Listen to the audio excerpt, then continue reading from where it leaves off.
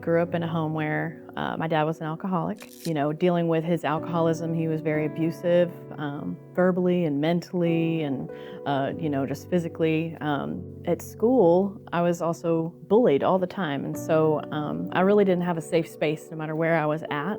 And when I was 13, my parents got a divorce. When that happened, we moved into a bad neighborhood. I grew up in Memphis, by the way. I ran into some people that were already involved in drugs, and so it wasn't long after that I started doing drugs. By the time I was 16, I was already on pills all the time, and I'd been talked down to by my father all my life, and then I was bullied at school. And so I just had that grow worse image inside of me and didn't see any purpose, any value.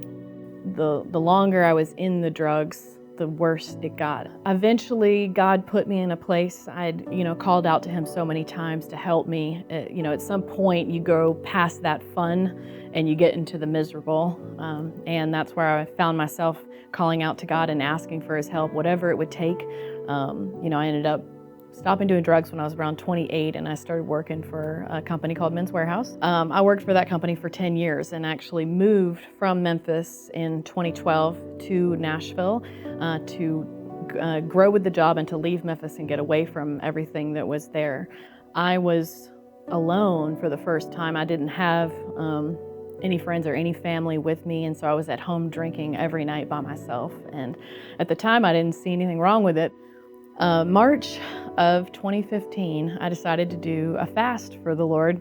Not really walking with him, I wasn't going to church, but I just decided to do a fast from alcohol. About 20 days into that fast, I woke up and I'd had a dream that I was basically up sharing my testimony in front of a bunch of women, and I just knew that I had to go to church. And so that's when I found Joy Church on a Wednesday night, because I worked every weekend. Within a couple of months, I kept hearing the altar call, and I realized that I'd grown up in church, but I'd never heard it. I didn't know what it meant to surrender your whole heart. So yeah, I surrendered my heart to the Lord. I didn't raise my hand. I was embarrassed because I didn't know.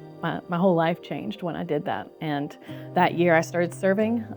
Special events was my first ministry that I started serving in. And it kind of trickled on from there. In the next couple of years, I had served in like 9 different ministries. As soon as the food pantry opened, I started serving in the food pantry.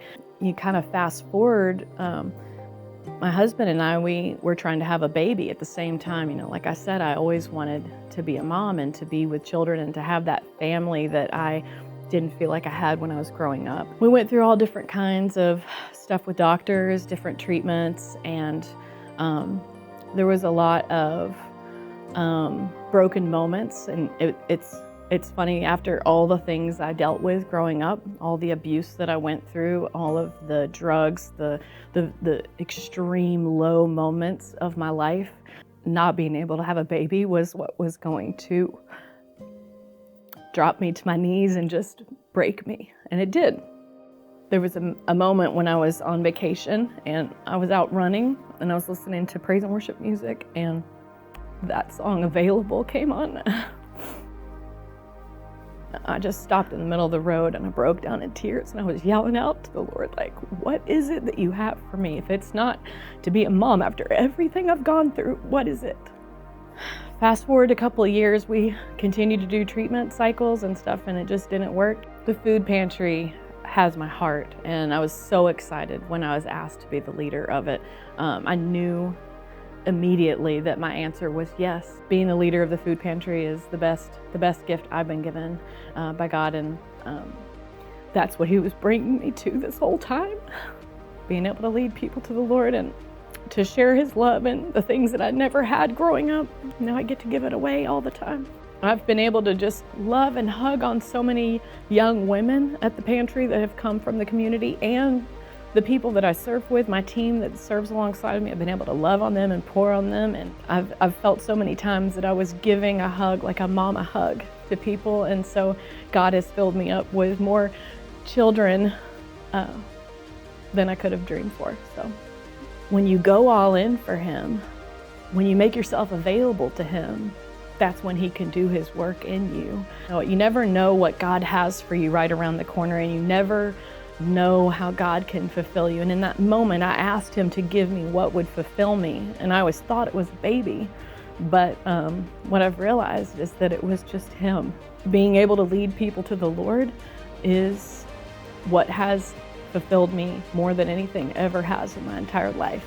You're serving the church, but you're doing it for God. And when you do it for God, he will give you the thing that you're looking for, no matter what it is.